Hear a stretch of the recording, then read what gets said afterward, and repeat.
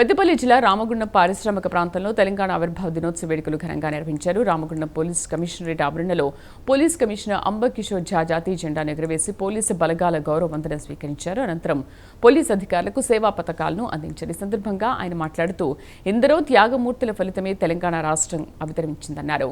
రాష్ట్ర ఏర్పాటు అనంతరం తెలంగాణ ఎంతగానో అభివృద్ధి చెందిందని పేర్కొన్నారు. సింగరేణి జీఎం కార్యాలయంలో జీఎం లలిత్ కుమార్ త్రివర్ణ పతాకాన్ని ఆవిష్కరించారు.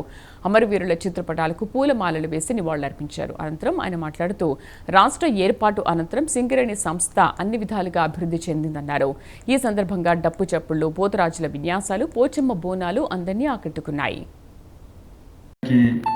తెలంగాణ ఫార్మేషన్ డే హార్దిక శుభాకాంక్షలు.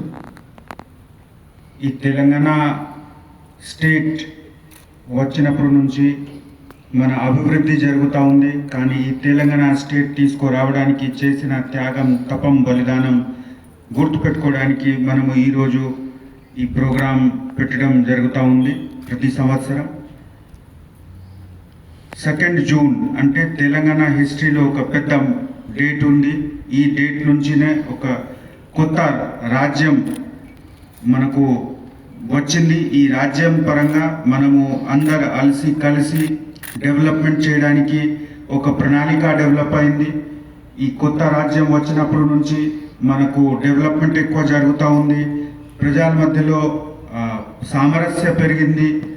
అదేవిధంగా మనకు రాష్ట్రంలో ప్రోగ్రెస్ కూడా బియ్యం ప్రొడక్షన్ ఉండొచ్చు, వేరే విధంగా మనకు డెవలప్మెంటల్ యాక్టివిటీస్ ఉండొచ్చు, అన్ని విధంగా మనకు డెవలప్మెంట్ జరుగుతూ ఉంది.